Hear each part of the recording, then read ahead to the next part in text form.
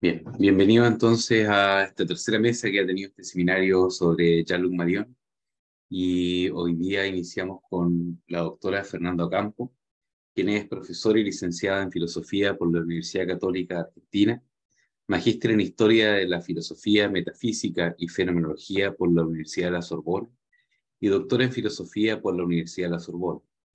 Sus intereses principales de investigación se relacionan con cuestiones metafísicas, gnoseológicas, lógicas y antropológicas en la escolástica, especialmente de los autores del siglo XIII. En este sentido, es autora de varios trabajos académicos en revistas especializadas y volúmenes colectivos. Ha participado como expositora en numerosas reuniones científicas nacionales e internacionales y ha logrado e integra diversos proyectos de investigación. Adelante, Fernanda, todo tu espacio. Bueno, muchas gracias, Francisco, por la invitación en primer lugar. Y bueno, voy a tratar de ser lo más sintética posible. Lo que voy a exponer, bueno, es una síntesis un poco, digamos, deja de lado algunos aspectos de la cuestión, pero sobre el trabajo que he realizado en torno a Jean-Luc Marion y su interpretación de la metafísica de Tomás de Aquino. Si te parece, entonces, no sé si puedo compartir el esquema. A ver Sí, si sí, se está deja. habilitada para compartir. Perfecto, buenísimo. Ahí va. No sé si se ve bien. Bueno, es, digamos, Ahí un sí. esquema un poco básico, pero que resume lo central de lo que va a ser mi exposición, como para que puedan ir siguiéndolo y tomando nota de las ideas centrales que voy a exponer.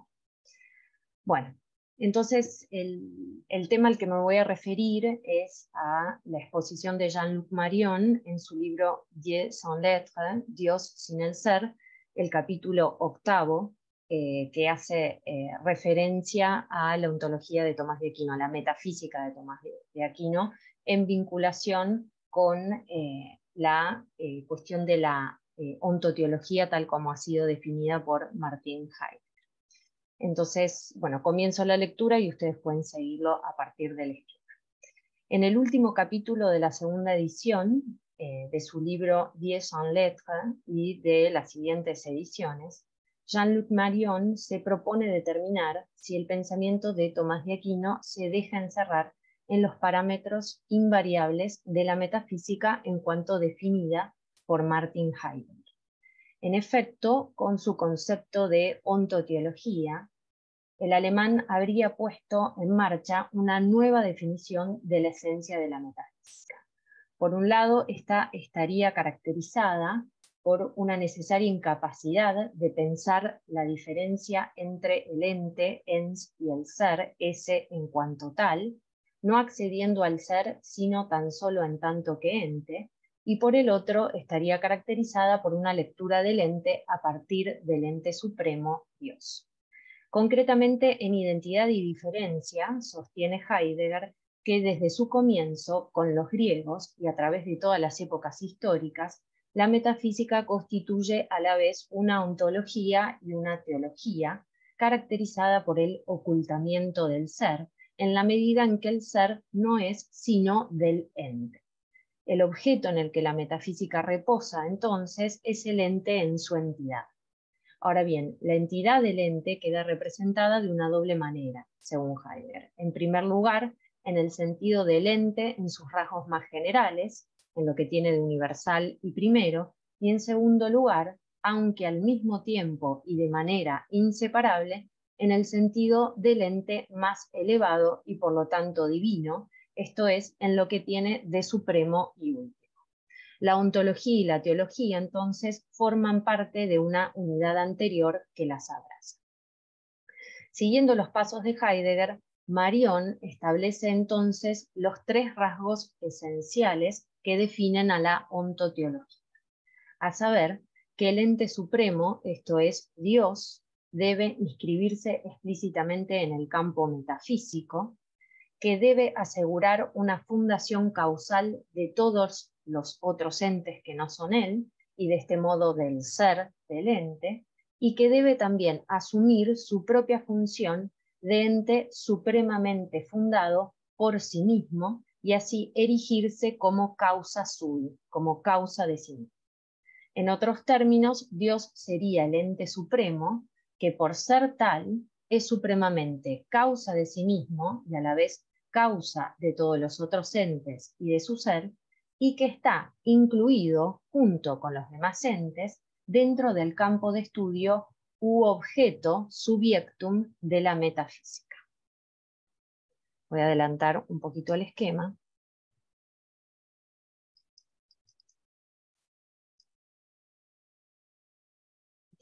Habiendo establecido estas características, Marión se propone entonces determinar si el pensamiento de Tomás de Aquino se corresponde o no con los criterios de una metafísica ontoteológica.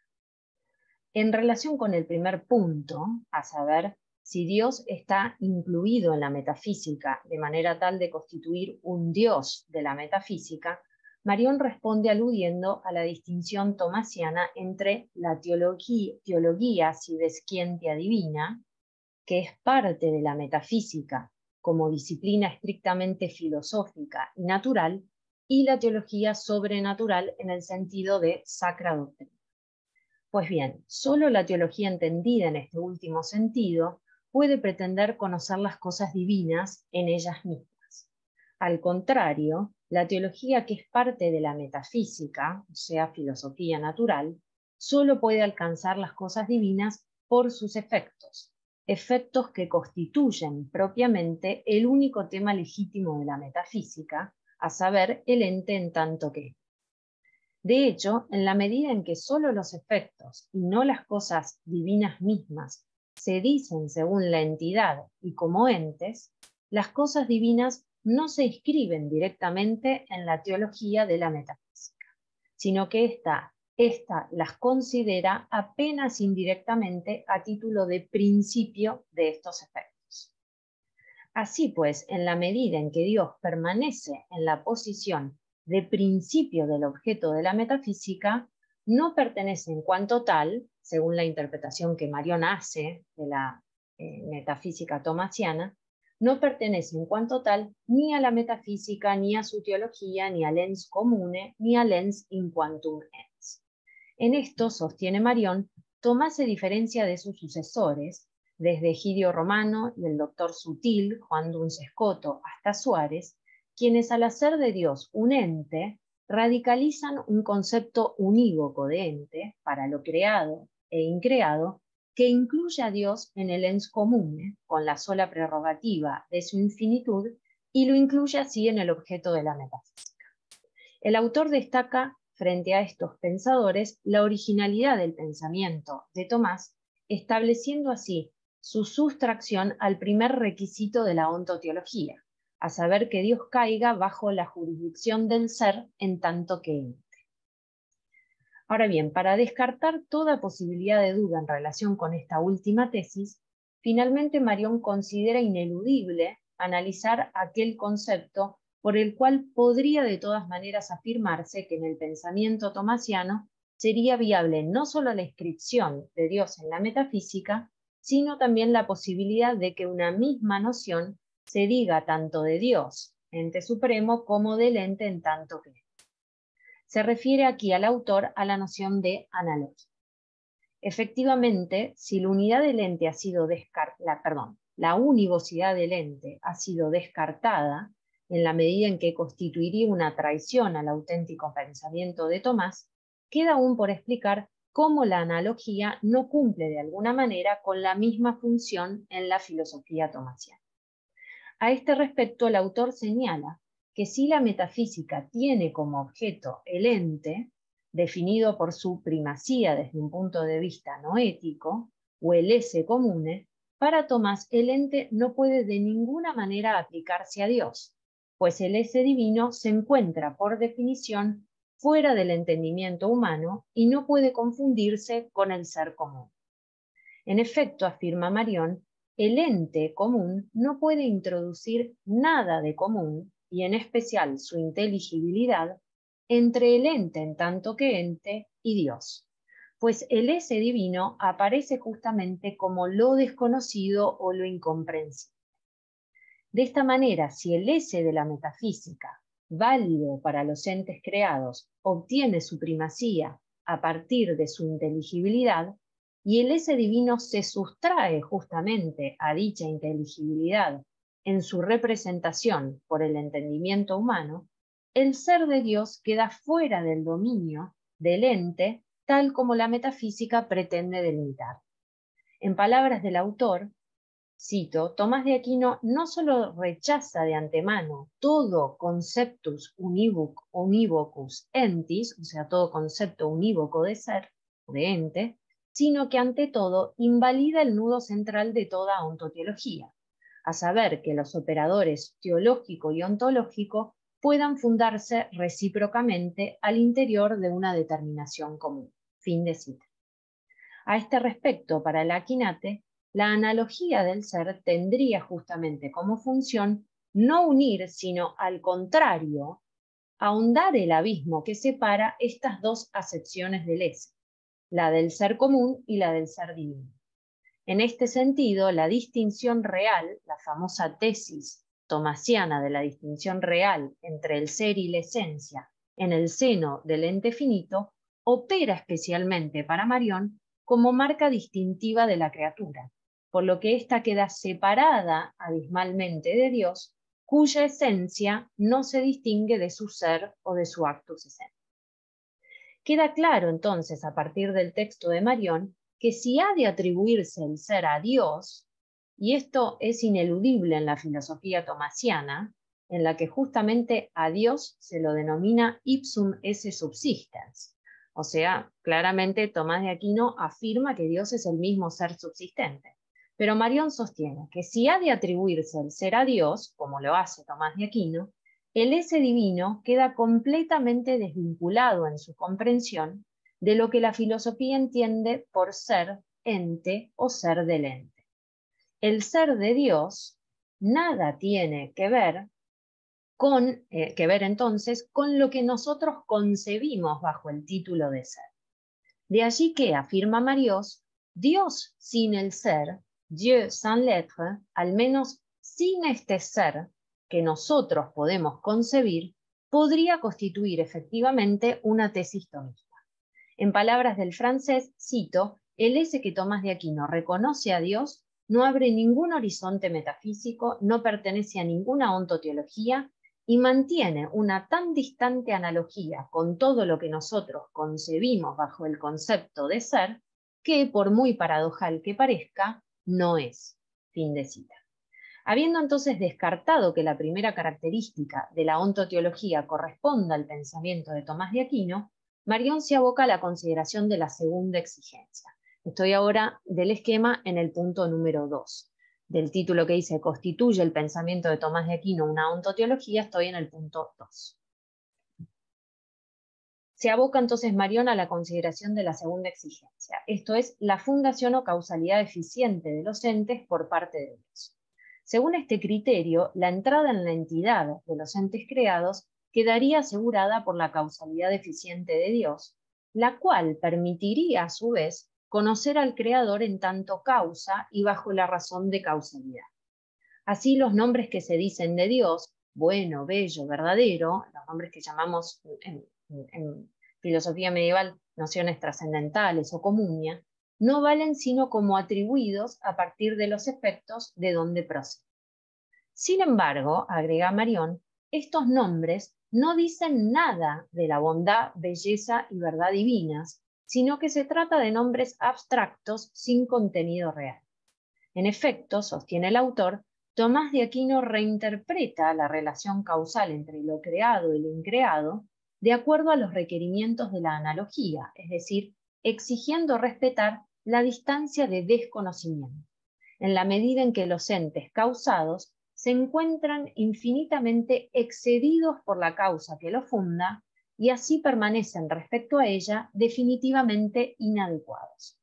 La fundación entonces resulta unilateral y no recíproca, dotada de una asimetría esencial, no recibiendo Dios, en cuanto ese, ninguna contrafundación que pudiera dotarlo de inteligibilidad. Esta contrafundación era una de las exigencias necesarias para la constitución de la ontoteología, o sea, de la metafísica como ontoteología. Según Marión, esa contrafundación no existiría en el caso de Tomás de Aquino. Así, si la existencia de la causa primera puede ser inferida a partir de los efectos, sin embargo, su esencia, la esencia de esa causa primera, nos es, según Marión, absolutamente desconocida. La trascendencia de Dios queda de esta forma garantizada, no solo respecto de los entes, sino también respecto del ser del ente o del esse comune. Dios se encuentra en el fundamento del esse comune, pero lo sobrepasa de tal manera que no admite ni requiere ninguna fundación de su parte. La conclusión se impone entonces con toda fuerza, cito, el esse comune nada tiene de común con el esse mismo. Finalmente, y estoy ahora en el punto 3 del esquema, Marión se propone determinar la pertinencia en la filosofía tomasiana del tercer criterio de la ontoteología, a saber que Dios asume la función de causa sui como de ente supremamente fundado por sí. A este respecto, Marión denuncia fácilmente la contradicción lógica que un enunciado como tal implica y que claramente Tomás rechaza. De ninguna manera puede Dios ser definido como causa sui, pues ninguna cosa puede causarse a sí misma, ya que debería entonces no solo diferir de sí misma, sino sobre todo ser anterior a sí misma. Sobre este punto no me voy a demorar, pero bueno, Marión aquí claramente sostiene que Tomás de Aquino rechaza esta noción de causa sui, que constituye la tercera característica de la ontoteología. La conclusión entonces se impone para Marión: el pensamiento de Tomás de Aquino no se deja encerrar en la constitución ontoteológica de la metafísica definida por Martin Heidegger. Avanzo un poquitito en el esquema para ya ir terminando, no sé cómo voy con el tiempo, espero no estarme demorando mucho, pero avanzo entonces ya hacia la evaluación de esta visión que Marión tiene del pensamiento de Tomás de Aquino. Pasaremos entonces ahora a la consideración de algunas de las afirmaciones de Marión, con la finalidad de poner de manifiesto en qué medida éstas se ajustan al pensamiento tomasiano. La primera tesis que Marión atribuye a Tomás de Aquino es que Dios, en la medida en que permanece en la posición de principio del objeto de la metafísica, no pertenece en cuanto tal ni a la metafísica, ni a su teología, ni al ens comune, ni al ens in quantum ens. O sea, en otros términos, la metafísica de la teología solo estudia a Dios indirectamente en tanto que principio de los efectos que produce y que propiamente constituyen el subjectum de la metafísica. Estas tesis parecen tener su antecedente en el pensamiento de Avicena, en el Liber de Filosofía Prima, sive scientia divina, para quien la ciencia que llamamos metafísica considera al ente en tanto ente, pero no excluye a Dios, aunque no lo toma como su subiecto, sino que lo toma en calidad de principio que la ciencia investiga. Tomás de Aquino toma la vía aviceniana y en la Quaestio 5 de su comentario al De Trinitate de Boecio asigna a la teología filosófica el conocimiento del ente en cuanto ente y el conocimiento de Dios solo en cuanto principio de ese subjectum, dejando para la teología sobrenatural o teología revelada el conocimiento de Dios en sí mismo como de su propio objeto. De la misma manera, en el proemio a su comentario a la metafísica, el Aquinate sostiene que esta ciencia tiene por subjectum al esse comune y que lleva a término su estudio con la consideración de sus causas. De esta manera, según Marión, Dios quedaría por fuera del esse comune, lo que permitiría al Aquinate salvar la trascendencia o distancia de Dios, rechazando así de la misma manera la posibilidad de un concepto unívoco de ente para lo creado y lo increado. En este sentido, nos atrevemos a afirmar que Marión ha visto con justeza en este punto el pensamiento de Tomás, separándolo acertadamente de las posiciones radicalizadas de sus supuestos seguidores, como Egidio Romano, Francisco Suárez.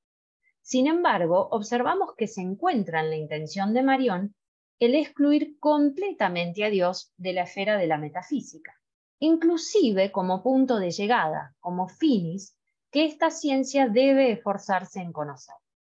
Y esto se traduce con bastante claridad en el tratamiento que realiza Marion del concepto de analogía que opone al de univocidad. Nuevamente aquí Marion parece estar en lo cierto cuando afirma la trascendencia de un Dios que en sí mismo es inaprehensible para el entendimiento humano.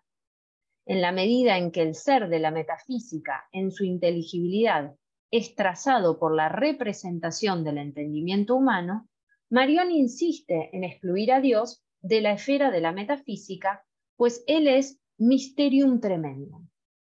Pero esto lo conduce a afirmar, cito, que el ser común nada tiene de común con el ser divino. Fin de cita. Frente a esta tesis tan radical de Marion, no podemos dejar de observar una cierta disconformidad con otra tesis tomasiana que se desprende con evidencia a partir de sus textos. A saber, que es posible atribuir a Dios lo que le corresponde al ente en tanto que ente.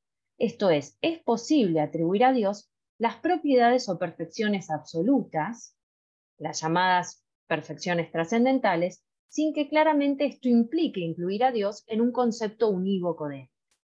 Un ejemplo de gran claridad que muestra esto es el pasaje de la Summa contra Gentiles, libro 2, capítulo 52, en el que la Quinate afirma de manera inequívoca que al esse per se subsistens se le atribuye lo que le corresponde al ente en cuanto ente. Cito la frase en latín: si sit aliquod esse per se subsistens, nihil competit ei, nisi quod est entis in quantum est ens. O sea, si existe algún ser por sí subsistente, a él no compete sino lo que es del ente en cuanto es.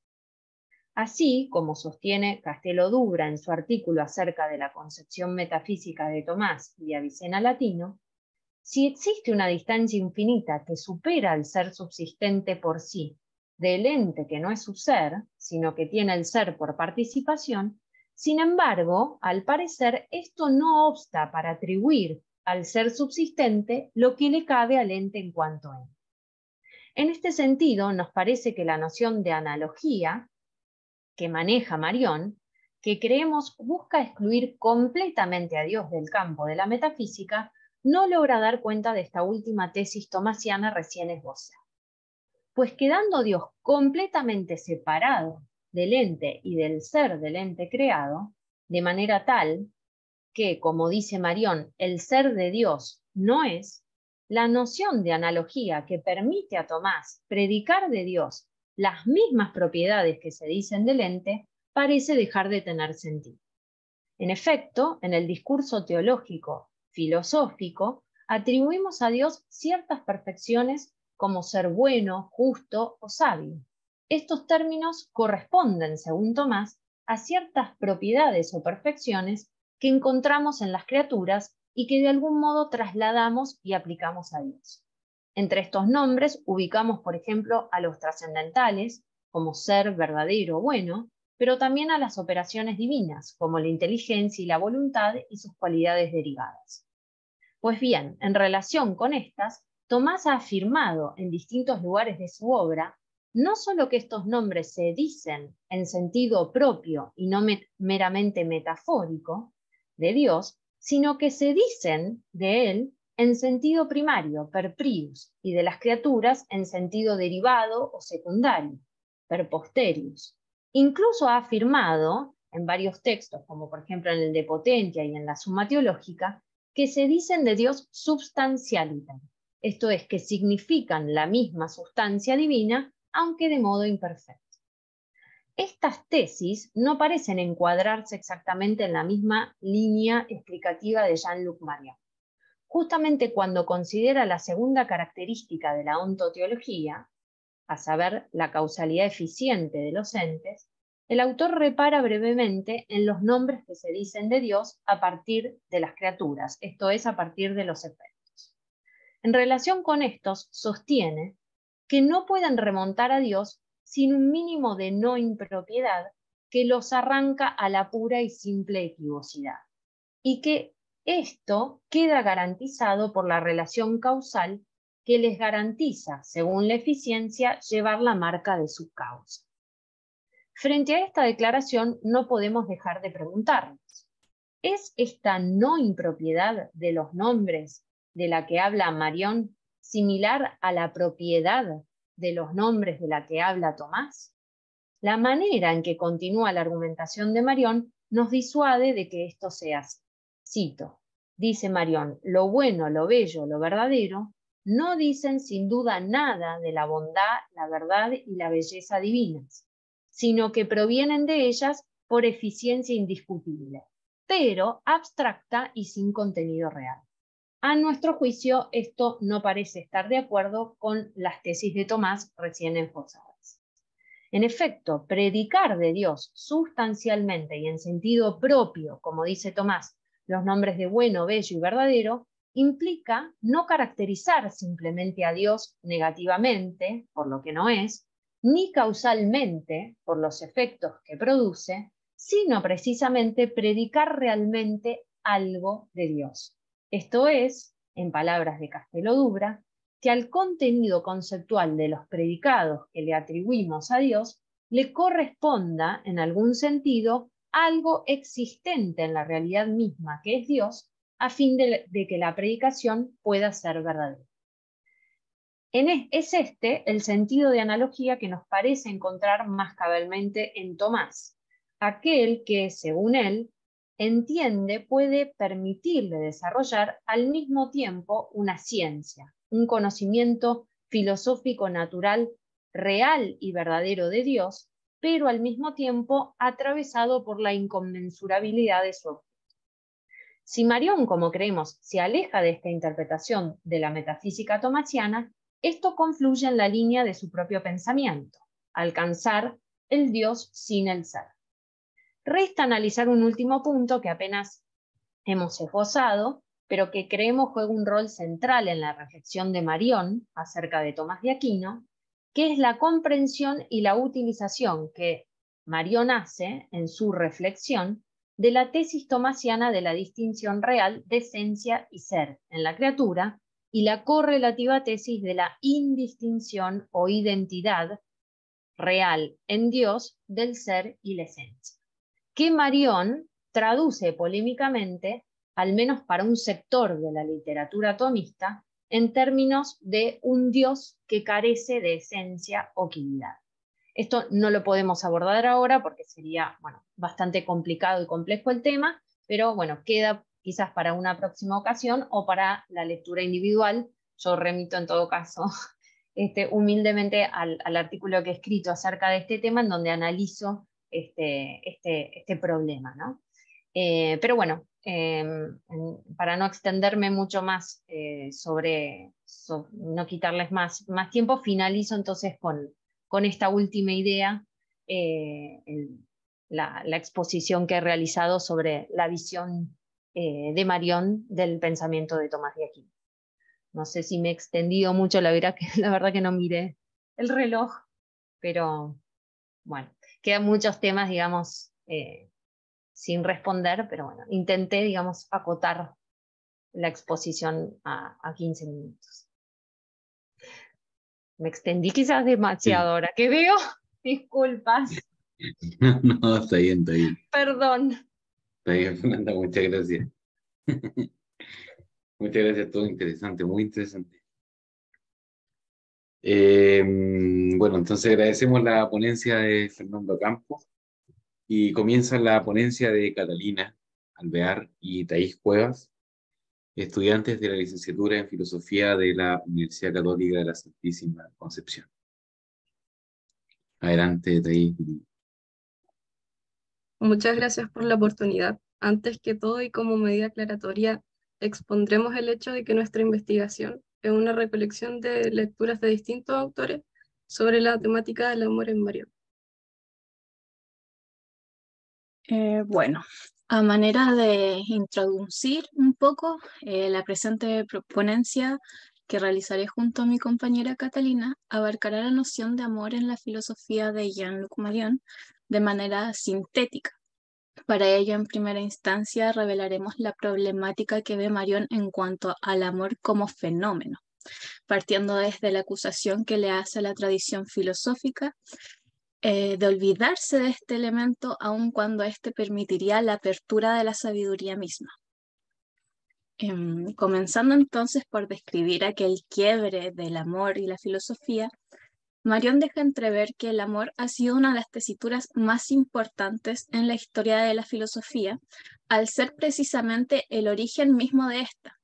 Bien sabemos que filosofía significa amor por la sabiduría, por lo que siguiendo esta premisa, no se concebiría una filosofía sin este principio que incentiva y despierta en el hombre la necesidad de nutrirse de este conocimiento.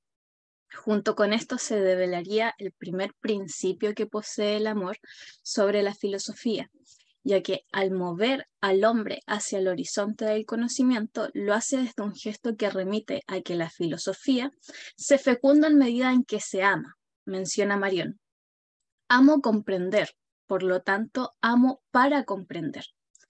Sin embargo, esta noción comienza a empobrecerse desde el primer momento en que la filosofía comienza a desarrollarse bajo los parámetros de la ciencia, pues el conocimiento deja de ser algo inherente y necesario a ser básicamente un producto, algo que se vende, por lo que los sujetos adoptan una postura diferente del conocimiento, asumiendo que éste debería ser útil y a favor de la ciencia, por lo que el amor queda denegado de esta estructura al hacer del saber un elemento que se impulsa a sí mismo y no necesita de ningún otro medio.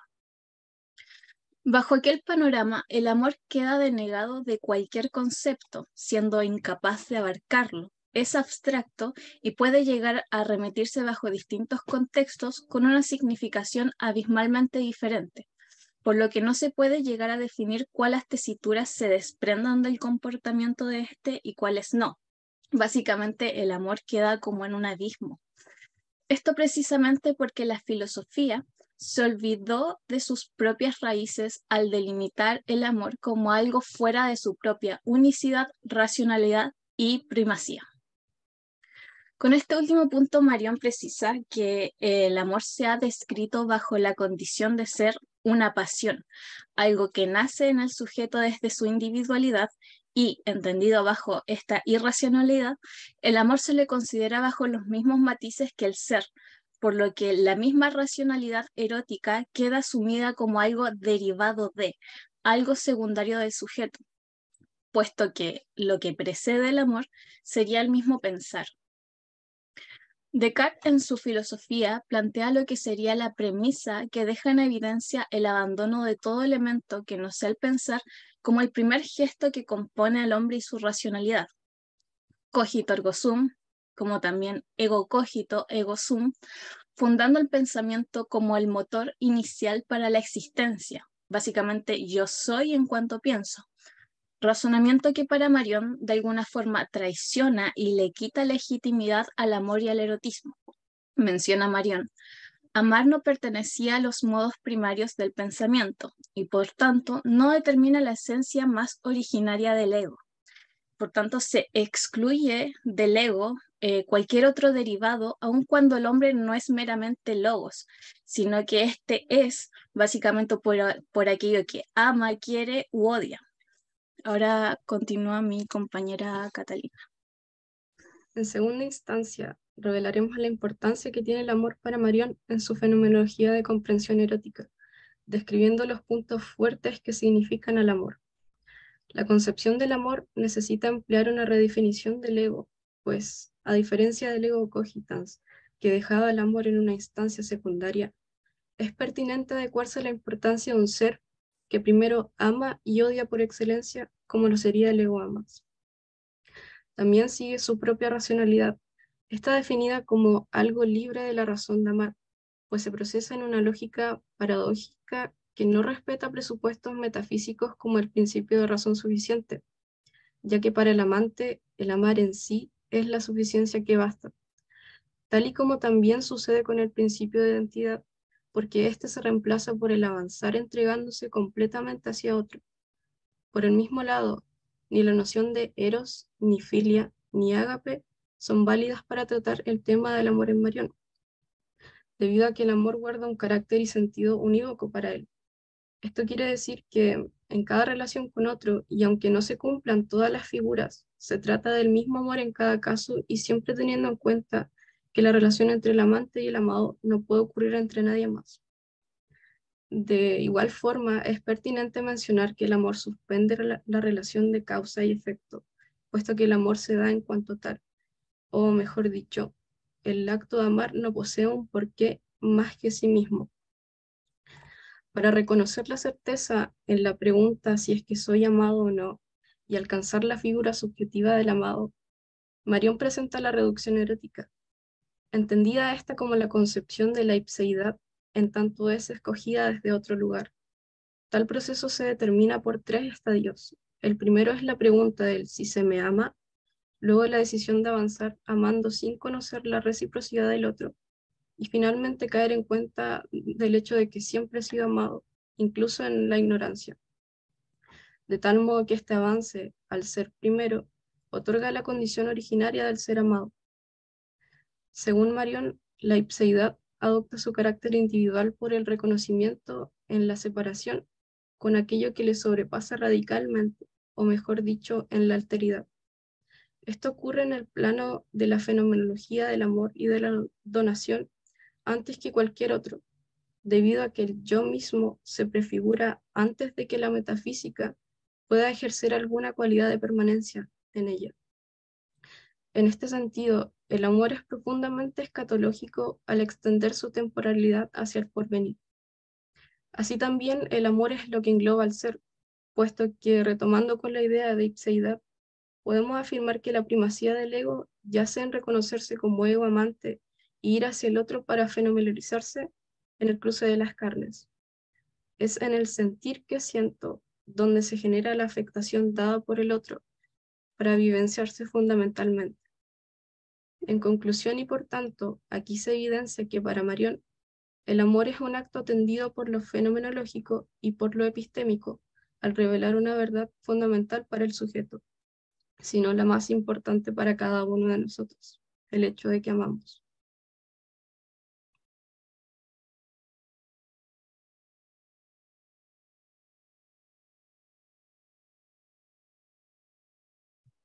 Gracias. Voy a que nos... Bien, agradecemos entonces a Thais y Catalina y le damos espacio, ¿no es cierto?, ahora a Brian Orellana, estudiante de filosofía también de la Universidad Católica de la Santísima Concepción. Adelante, Brian. Muchas gracias. Primero que todo, ¿se escucha bien? Súper bien. No sé si el profesor Miralbel quería decir algo, estaba levantando la mano. Sí, al Sí. final podemos hacer la pregunta mejor, Francisco, ¿no? Ya. Ok, gracias. Vale. Muy buenos días. Bueno, primero que todo quisiera agradecer al profesor Francisco Nová por la oportunidad de exponer en el seminario de Jean-Luc Marion, el primer seminario de muchos. Así que, bueno, a modo de anécdota, llegué al autor porque me ha interesado en lo personal Emmanuel Levinas, y hoy quisiera exponer, digamos, algunas ideas que surgen de mi reflexión personal y de la reflexión de Marión sobre Levinas.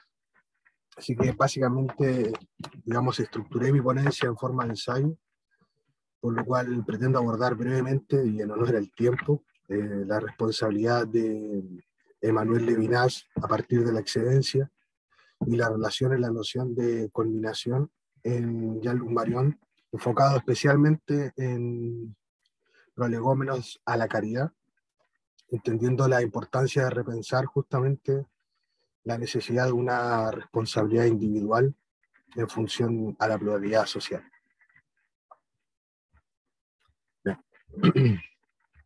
La excedencia está derechamente relacionada con aquello que nos excede, nos sobrepasa o nos sobreviene de manera imprevista, y que hace que perdamos, en cierto sentido, el control que poseíamos hasta ese momento de las situaciones que nos rodeaban.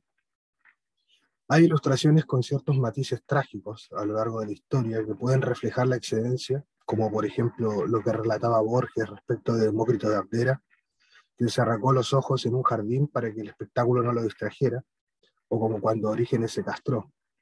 El mismo caso de Demócrito sucedió con Edipo Rey, quien al saber que lo que había hecho, es decir, asesinar a su padre y casarse con su madre, decidió arrancarse los ojos. Dichas imágenes nos muestran y dicen algo respecto a la excedencia, ya que son estas mutilaciones y excesos las que poseen como fin dominar o controlar aquello que nos sobrepasa y excede. Es por ello por lo que las formas actuales de excedencia no serían de la misma manera, ¿no? Es decir, brazos cortados, ojos mutilados, etc., sino que podrían además estar ligadas a adicciones de todo tipo, depresión, autolesiones, hiperactividad, etc., formas que evidencian que hay algo que nos excede y que se escapa de nuestro control.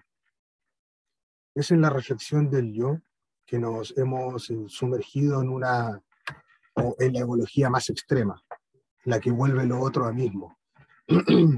Perdón. En la crítica levinasiana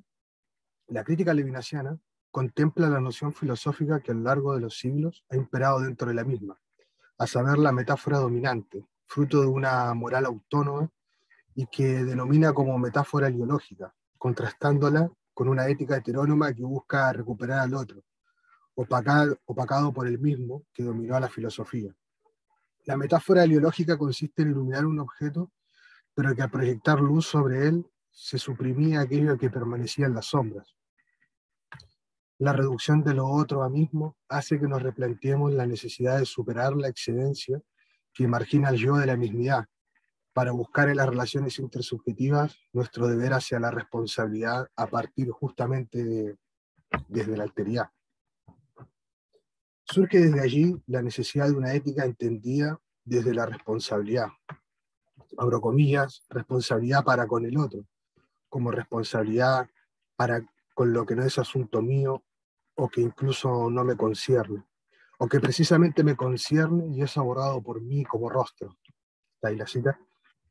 El rostro del otro es invitación a la apertura, que me significa tanto una petición y del mismo modo se me presenta como orden. Levinas propone una ética tangible y humana que se personifica en el rostro del otro, entendiendo la relación humana intersubjetiva como asimétrica, ya que soy yo el responsable del otro sin esperar a que se me devuelva recíprocamente dicha responsabilidad. Las relaciones asimétricas nos permiten, aún más, apreciar la entrega sin reserva que podemos ofrecer, volviéndonos vulnerables frente al otro. Un otro no generalizado, sino que más bien un particular, un próximo. Es por ello por lo que la responsabilidad en Levinas va mucho más allá de lo esperado o de lo común a la hora de establecer los límites dentro de la ética. Yo soy responsable por mi próximo, por aquel que no conozco, pero que manifiesta alteridad en su rostro. Soy yo, afirma Levinas, quien soporta al otro, quien es responsable de él. Mi responsabilidad es intransferible, ya que nadie podría reemplazarme. Se puede observar el sentido de urgencia en esa afirmación. Yo soy otro para un otro, que posee una sensibilidad subjetiva, que es sujeto, y a su vez produce sujeción.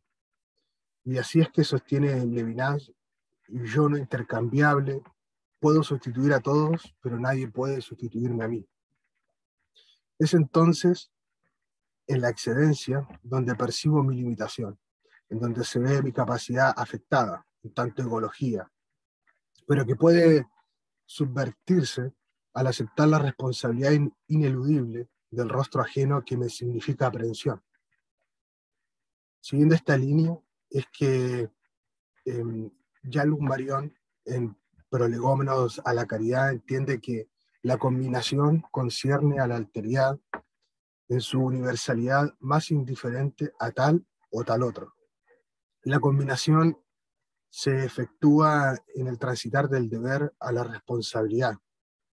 Me asumo responsable por el otro, por aquel rostro que cruza su mirada y me aprende. El yo se exhibe o expone ante el otro, buscando en ese desnudamiento su significación. Tal acto irrumpe la totalización de la mismidad y al mismo tiempo nos libera de la intencionalidad del yo. Para Marion, la conminación no viene del otro ni me empuja hacia él. ella me hace experimentar el advenimiento del otro. Yo me experimento en mí y como tal obligado a otro que puede ignorarlo todo respecto de esta obligación. La responsabilidad surge en mí y por lo tanto soy a su vez responsable del otro. Y en dicho encuentro experimento con la obligación que se me presenta como imposición, lo quiera o no, repercutiendo en mi conciencia para influenciar directa o indirectamente mi respuesta a la donación del rostro.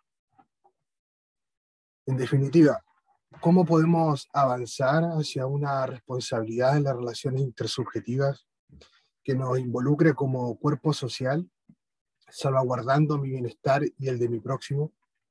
Vemos cómo Marión afirma la responsabilidad ética en el encuentro con el otro, exceptuando toda intencionalidad, ya que el rostro se dona, se da, y soy responsable de aquel que me mira. Podemos ver la importancia, de repensar la responsabilidad no solo en función de la individualidad, sino además en la necesidad de ser posible una aplicación colectiva a partir de la pluralidad, pudiendo superar la excelencia. No solo siendo yo responsable para un otro, más bien entendiendo que todos somos responsables de todos, ya que tal vez es en la reciprocidad del encuentro donde puede surgir una responsabilidad radical, con conciencia social que busque el bien común, pero no olvidando en el camino de su búsqueda darse continuamente hacia los demás. Muchas gracias por su tiempo. Muchas gracias, Brian. Y vamos a leer las preguntas, espacio para preguntas. Las voy a leer, aunque hayan llegado en distinto orden, según el orden que expusieron. Entonces, la primera pregunta es para la profesora Ocampo y es de Leandro Hidalgo. Dice, muchas gracias por su exposición. En el punto en que Marión saca a Dios del ser y la metafísica, cosa que parece bastante grave, lo digo porque entendemos la participación metafísica como punto fundamental para la relación entre el ser y las criaturas. ¿Cómo resuelve Marión este abismo que quedaría sin aquella participación? ¿Hay algo más que nos mantenga en relación real con Dios?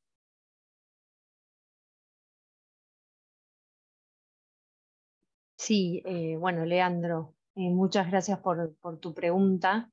Bueno, ahí te tengo que confesar un poco mi desconocimiento. Yo he trabajado más, digamos, la perspectiva que Marión tiene sobre el pensamiento de Tomás y su relación con la ontoteología. Sí, bueno, en función de lo que he podido ver, no traduce el pensamiento de Tomás desde mi perspectiva con total fidelidad en función de lo que Tomás dice en sus textos, y la noción de participación y de analogía queda, digamos, queda debilitado, ¿no? Yo supongo que el camino de Marión no pasa claramente por ese lado, por una metafísica de Dios. Sí, Marión sostiene claramente que podemos llegar a Dios como causa de la realidad creada y podemos conocer de Él su existencia, pero desde el punto de vista de la metafísica como filosofía natural, no podemos tener un conocimiento de la esencia divina. En todo caso, digamos, el conocimiento de la esencia divina queda para la teología sobrenatural. Y el hombre, digamos, podría unirse en la perspectiva de Marión a Dios a través de la teología natural. Es esa la interpretación que él tiene de Tomás de Aquino. Pero, digamos, la visión más tradicional en Tomás, según la cual podríamos tener un conocimiento de la esencia divina de algunos de sus atributos a partir de la realidad creada, en eso yo encuentro que, bueno, que Marión no está, no se encuentra. Porque justamente para Marión Dios nos resulta desconocido, incomprensible para la capacidad de la razón natural.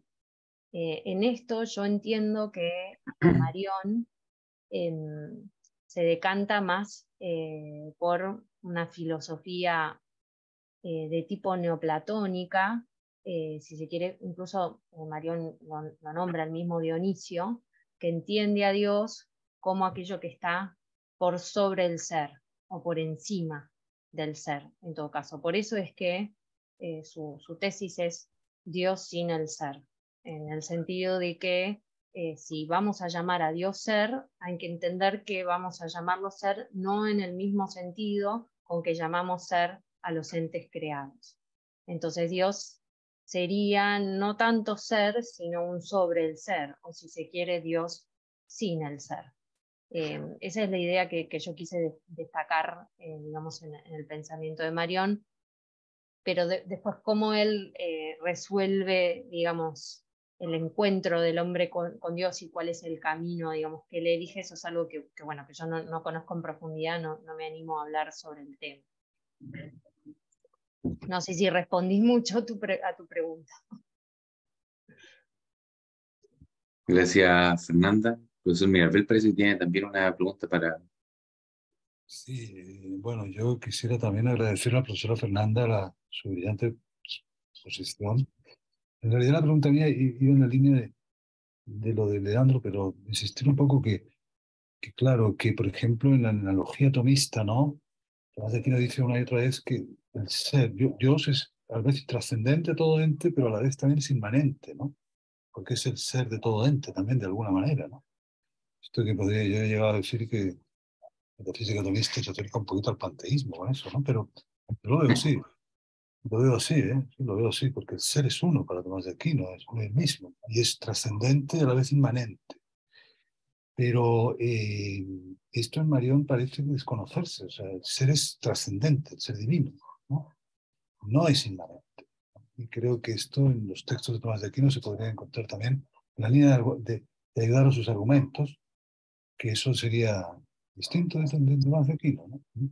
Donde se aprecia esta inmanencia, trascendencia e inmanencia a la vez, ¿no? Equilibrado. Claro. Sí, yo recuerdo un profesor que solía decir más que el término inmanencia, que lo acerca más a una posición panteísta, que desde mi perspectiva en Aquino no existe, sí una distancia infinita de Dios respecto de la criatura, pero a la vez una íntima presencia.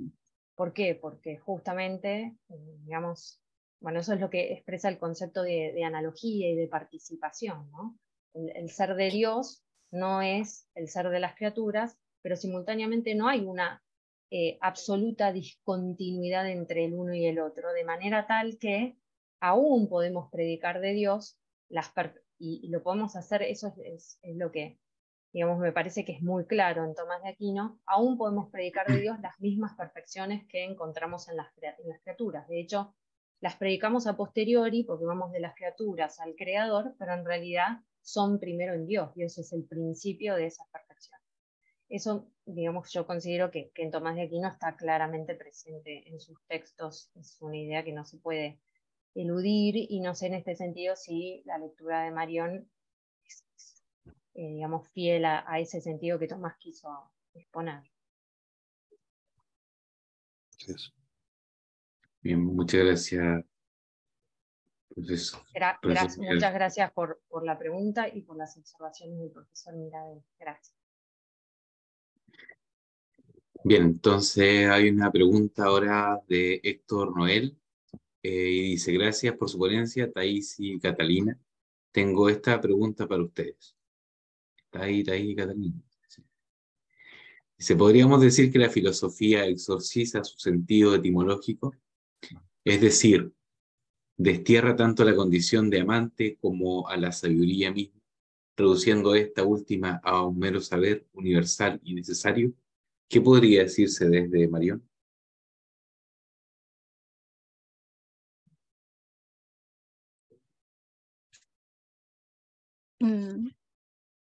¿Partes tú, Cata?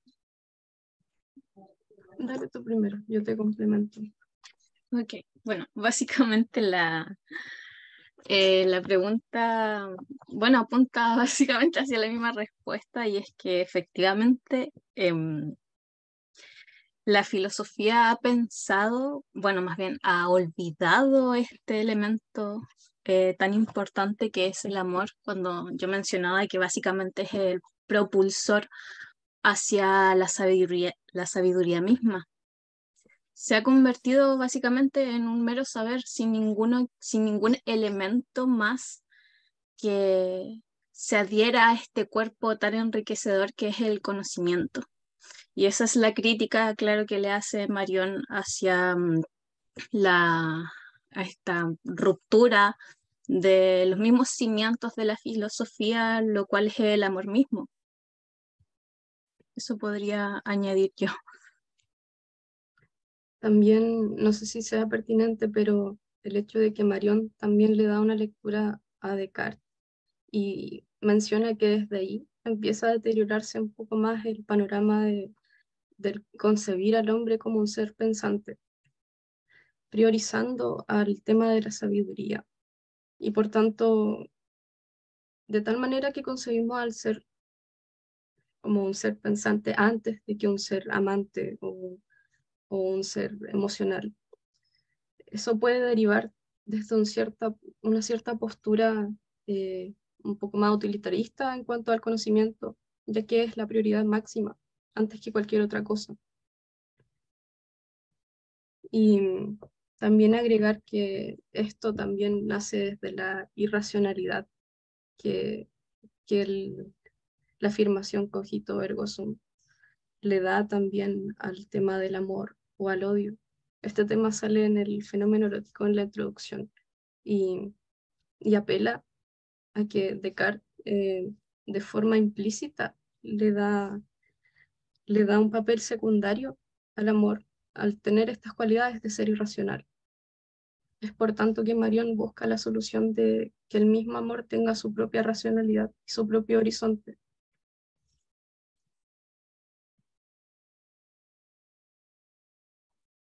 Bien, gracias, Caterina y Thais. Y el profesor Mirabel va a hacer otra pregunta. Sí, muchas gracias a Thais y a Karina. No, y a Brian quería preguntarle respecto a lo que había planteado de Levinas, ¿no? Que Levinas, de alguna manera, solo esto, ¿no? Hace un esfuerzo grande de salirse un poco de este círculo de la conciencia, esta conciencia cartesiana, un poco en la misma línea de que hablan Thais, ¿no? De irse al amor, ¿no? Al amor al otro, ¿no? Como algo que va más allá de este círculo del sujeto pensante moderno, ¿no? Pero ¿no te parece, Brian, que esta especie de afirmación del otro como un otro, la alteridad del otro, ¿no? ¿Ah? En Levinas, al no tener una base metafísica, justamente, por ejemplo, en el carácter de el ser como algo que es común a todos, ¿vale? Porque no tiene nada, porque él dice que sustituye la metafísica con la ética, ¿no? ¿Eh? Entonces de ahí el otro aparece como un otro, muy otro, no sé si me explico, o sea, un otro en el que no hay nada en común, quizá, no sé, ¿eh? Como muy, muy radicalmente otro. ¿Se entiende lo que quiero decir? Es como que de un extremo se va al otro, o sea, del extremo de el yo pensante, ¿no? Y la conciencia y tal, se va al extremo de un otro, en el que quizá no ve, no sé, se me ocurre, esta dimensión de que todos somos uno, todos lo del bien común, pero yo no sé si esto está en el pensamiento de Levinas, pregunto, porque hay una fuerte afirmación de la alteridad del otro, ¿entiendes? ¿Eh? Que va un poco en esa misma línea, ¿no? Afirmas tanto la trascendencia que te olvidas de que hay algo en común. Podría ser, no sé. ¿Qué opinas tú, Brian? Sí, gracias, profesor, por su intervención y pregunta también. Yo creo que en un principio Levinas, digamos, en la construcción de su pensamiento, sí establece en cierto sentido, digamos, al criticar o pararse enfrente de la vereda de Heidegger, ¿no? En esto de que la filosofía ha totalizado al ser, ha totalizado al yo y lo ha convertido en mismo, ¿no? En mismidad. Y si bien tengo entendido, es justamente los diálogos con Derrida, cuando él, digamos, propone justamente una ética por sobre la metafísica, diciendo que la ética es como la filosofía primera, por así decirlo. Y justamente, bueno, sí, sucede también, creo yo, cuando cuando él habla acerca de responsabilidad, ¿no es cierto? Dice, toda relación intersubjetiva es una relación asimétrica. En ese sentido, las relaciones, la responsabilidad sería una responsabilidad asimétrica porque no, digamos, no necesita reciprocidad. Y ahí hay un problema, ¿no? Y creo que también se puede enlazar con lo que es la alteridad, que en definitiva sería la condición de ser un otro, ¿no? Un otro distinto a mí. Pero que dónde está el límite también, ¿no? Hacia esa responsabilidad, digamos, que no necesitaría reciprocidad. Y qué pasa, porque, digamos, si bien él intenta escapar, por así decirlo, o intenta salirse de la totalización, puede ser que también pueda volver a recaer en una totalización, ¿no? Digamos, con otro nombre o de distinta manera. Porque creo yo que en ese sentido la reciprocidad es importante. Y digamos, es algo que me he preguntado también cuando abordé al autor, de cuál fue su motivo, por así decirlo, que le impulsó a querer proponer una ética distinta, ¿no? Y volver a hablar de un otro, porque, digamos, se había olvidado en cierto sentido la otredad de la filosofía, ¿no? Aunque Hannah Arendt dice que, bueno, que ya estaba presente antes, que ya, por ejemplo, Santo Tomás creo hablaba de la otredad, digamos con otras palabras, otro nombre, pero la alteritas siempre estuvo presente, etc. Pero creo que sí, que digamos todos los extremos, en cierto sentido, digamos, no son buenos, pero que hay un intento muy valorable por parte de Levinas de querer romper con la totalización, romper con lo mismo, con la mismidad. Y digamos, y también un poco Marión en los prolegómenos de la caridad lo toca, porque cuando habla de justamente ese rostro, perdón, ¿qué pasa con ese rostro que está desfigurado en cierto sentido y que no se puede ver? Y es como y es lo que mencionaba usted, ¿qué pasa cuando se generaliza en cierto sentido el otro y no hay una personificación de un otro, es decir, un otro concreto, ¿no? No un otro general, sino un otro concreto, tal vez con nombre y apellido. Bueno, Levinas en Ética de Infinito sí toca estos temas, digamos, y lo elabora mejor. Muchas gracias.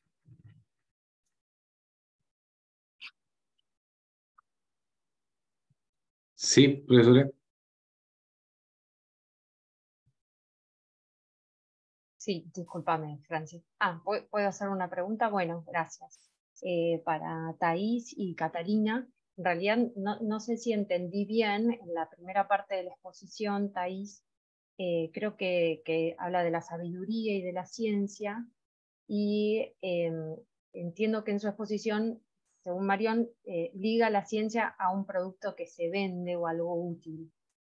Separándola un poco de esta otra concepción de la filosofía como amor a la sabiduría. Entonces mi pregunta es si en Marión existe un concepto, digamos, peyorativo de la ciencia en el sentido de un producto que se vende o algo útil, si no rescata Marión la ciencia entendida como en sentido más especulativo, no tanto como volcada a la utilidad, sino la ciencia entendida como conocimiento cierto por las causas. O sea, si en Marión existe la revalorización de esta noción o directamente la ciencia queda asociada como concepto a algo útil, a un producto que se vende. Pregunto porque quizás, bueno, los medievales, entre ellos Tomás de Aquino, bueno, distinguen, ¿no? La ciencia entendida como conocimiento teórico, especulativo, que busca el saber por sí mismo, y después la ciencia entendida como volcada, que pertenece al entendimiento práctico, volcada a la utilidad del prójimo, por lo menos, ¿no? Pero, digamos, esa es la duda que me quedó, no sé si entendí bien, respecto de la exposición de ustedes, si en Marión, digamos, el concepto de ciencia queda subsumido bajo esta idea de algo útil, de un producto que se vende, y no hay lugar o espacio para la ciencia entendida como conocimiento especulativo, o sea, saber por el saber mismo. Eso no me quedó claro, quería preguntarles eso. Yo podría responder al menos que Marión establece un contraste entre el enaltecimiento del pensar, del conocimiento, con el tema del amor. Entonces, como hace ese símil, como contraejemplo, no tiene directamente una postura definida respecto al tema del conocimiento y de la ciencia, al menos que yo haya investigado. Pero también sería interesante darle una vuelta a ese tema. Gracias, Catalina. Gracias. Bien, si no hay más preguntas, ¿no es cierto? ¿Comentario o algo? Bien, entonces, muchas gracias. Agradecemos, ¿no es cierto?, a la profesora Ocampo, a Brian, a Caterina y a Tai, ¿no es cierto?, por sus ponencias. Y nos encontramos ya en la última mesa, en el último encuentro a las 15 horas en el horario de Santiago de Chile. Y nos va a acompañar el profesor Estefan Vinolo. Y también va a estar Cristóbal Castillo, Cristian Ojeda y Leandro Hidalgo. Así que lo esperamos en el mismo link a las 15 horas. Muchas gracias. Gracias, Gracias a Francisco, y ti. gracias a todos.